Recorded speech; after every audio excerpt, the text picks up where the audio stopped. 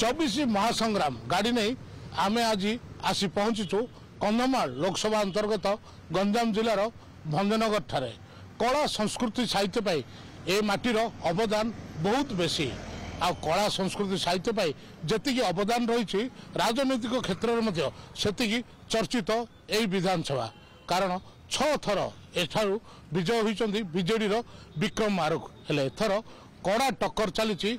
3 प्रमुख दल भितर तेरे चलतु जावा एठाकार लोकंर मूड जाना एवं प्रार्थी होता 3 दलर प्रार्थी सहित आलोचना करवा।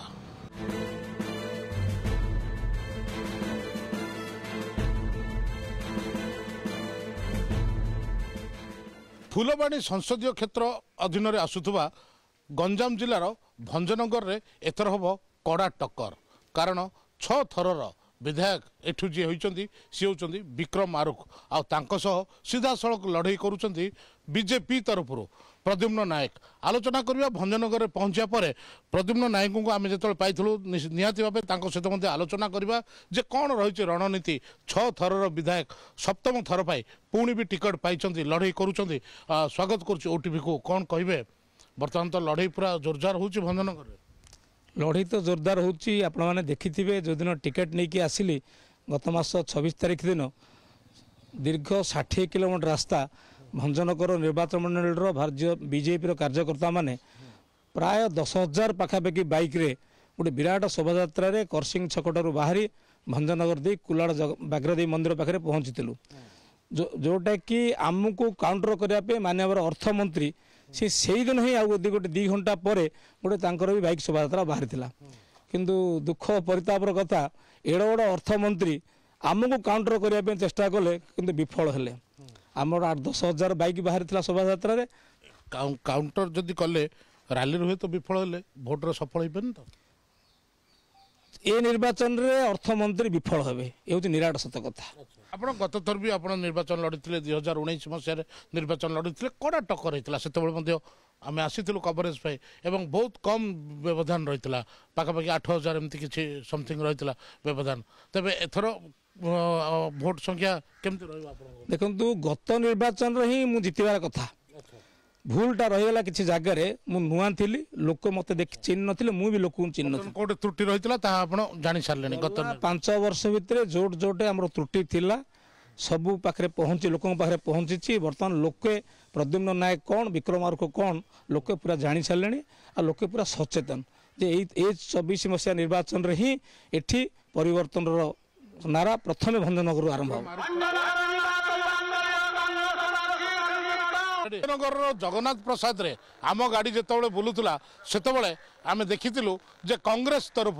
जी भंजनगर प्रार्थी होती प्रशांत कुमार विषय तांकर गोटे रैली बाहरी सहित आलोचना करवा जे आउ कम दिन रही निर्वाचन से केमती निजक प्रस्तुत करुँच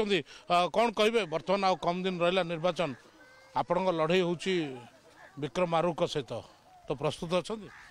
देखो तो प्रस्तुत एवं ना प्रस्तुत आम 2019 पूर्व हेलु एवं तो नामक मात्रा भी इलेक्शन होची किंतु लोक रिजेक्ट कर सारे आम जितबू यहाँ आमर माने अंतर कथा आ लोकों मनर कथा मुझे कहूँ आम ये जितबू पुणी कांग्रेस गड़ को फेर कौन आप जितबे बोली आशा कर 6 थर विधायक आज्ञा लोक भोट दौरान सप्तम थर पर से ठिया देखो 6 थर विधायक बड़ कथा नुह कथा हूँ लोके भेटी पारना आज भी लोके भेटी पारना सी जदि सब भुवनेश्वर रे भाई बंधु ये सब कम करेंगे ये से राज करेंगे घर को जदि लोक जाऊँ भेटा सी कुकुर माकड़ भाई होती यहाँ जनसाधारण कहते प्रशांत विषय कहना तेज लोक रिजेक्ट जनसाधारण तो पुणी भोट दे दौरान ना से लोक देते भोट एथर देवे ना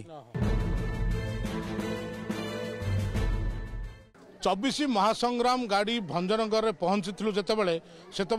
भंजनगर वर्तमान विधायक तथा मुख्यमंत्री निकट में सबुबले रुवा एवं बहु गुरुत्वपूर्ण पदवी रही मंत्री एवं वर्तमान अर्थमंत्री विक्रम मारुख को केमी भी छाड़देव तो से अनुसार आम विक्रम मारुख पाखे आसी पहुँचीचु आलोचना करवा आपको स्वागत करुँ ओटीवी को धन्यवाद। 6ठ थर जीति सारी 7म थर पर चली वर्तमान लड़ई तो ए लड़ई केमती रही निश्चित भावे ମୁଁ ପ୍ରଥମେ ଧନ୍ୟବାଦ ଦେବି ବିନା ଦରଖାସ୍ତରେ ମୋତେ ଷଷ୍ଠ ଥର ପାଇଁ ବିଜୁ ଜନତା ଦଳର ଟିକେଟ୍ ଦେଇଛନ୍ତି ମୋର ପ୍ରିୟ ମୁଖ୍ୟମନ୍ତ୍ରୀ ନବୀନ ପଟ୍ଟନାୟକ। ମୁଁ କେବେ ଦରଖାସ୍ତ କରେ ନାହିଁ। ଏ ନିର୍ବାଚନ ମଣ୍ଡଳୀବାସୀ ବିପୁଳ ସଂଖ୍ୟାରେ ମୋତେ ଭୋଟ ଦେବେ ଏବଂ ନିର୍ବାଚିତ କରାଇବେ। ଆଗାମୀ ଦିନରେ ଏ ଅଞ୍ଚଳର ସୁଖ ଦୁଃଖରେ ଭାଗିଦାର ହେବା ପାଇଁ ସୁଯୋଗ ଦେବେ। ଆପଣଙ୍କ କିଛି ବଡ଼ ମୁଦ୍ଦା ରହିଛି ଯେ ବର୍ତ୍ତମାନ ହେଲା ପରେ ବିଧାୟକ ହେଲା ପରେ କି ମନ୍ତ୍ରୀ ପଦ ପାଇଲା ପରେ ସେ ସମସ୍ୟା କି ସମାଧାନ ଏମିତି କିଛି ରହିଛି ଆପଣଙ୍କ ମନରେ? ଆପଣ ଜାଣି ଖୁସି ହେବେ